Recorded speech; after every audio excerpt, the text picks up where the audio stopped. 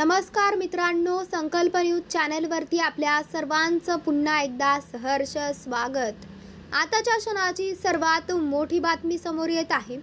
सविस्तर बातमी जाणून घेण्यापूर्वी आपण जर चॅनलवरती नवीन असाल तर चॅनलला सबस्क्राइब करा, बेल आयकॉन प्रेस करा। मालवणच्या राजकोट किल्ल्यावरचा छत्रपती शिवाजी महाराजांचा पुतळा कोसळला। या घटनेनंतर संपूर्ण राज्यात संतापाची लाट उसळली आहे। या विरोधात महाविकास आघाडीने सरकार विरोधात जोडे मारो आंदोलन सुरू केले आहे। या आंदोलनात उद्धव ठाकरे, शरद पवार आणि काँग्रेसचे सगळे नेते रस्त्यावर उतरले होते।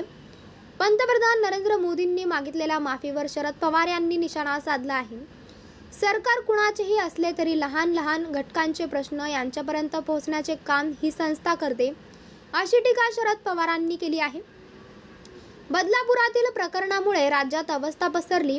एक दिवस जात नाही की महिला अत्याचारांची घटना येत आहे। त्यांच्याबाबत कठोर भूमिका घ्यायला हवी, ही गोष्ट राष्ट्रवादीचे प्रमुख शरद पवारांनी अधोरेखित केली आहे। मुस्लिम समाजाची स्थिती चिंताजनक आहे। दारिद्र्य वाढतंय, शिक्षण कमी आहे, द्वेष पसरवण्याचे काम सुरू आहे। हे चिंताजनक धंदे झाले तर सामान्य लोकांना फटका बसतो। लोकसभा मतदानात सायंकाळी 7 वाजता सर्वाधिक लोक मुस्लिम समाजाचे होते।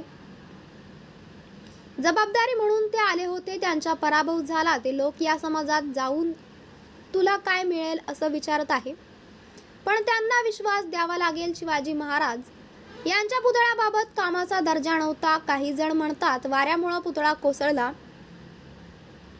गेट ऑफ इंडियावरचा पुतळा का नाही कोसळला? ज्याची कुणवत नसताना त्याला काम दिले गेले। घाई गडबडीत काम झाल्याचे शरद पवार म्हणाले आहेत।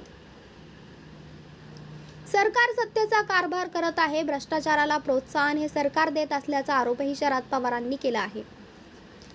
तर मित्रांनो, आपल्याला काय वाटतंय? आपली प्रतिक्रिया आम्हाला कमेंट बॉक्सच्या माध्यमातून नक्कीच कळवा आणि चॅनलला आणखीनही सबस्क्राइब केलं नसेल तर चॅनलला सबस्क्राइब करा, बेल आयकॉन प्रेस करा, जेणेकरून असेच नवनवीन व्हिडिओ व चालू राजकीय घडामोडी सर्वप्रथम आपल्याला या चॅनलवरती बघायला मिळतील।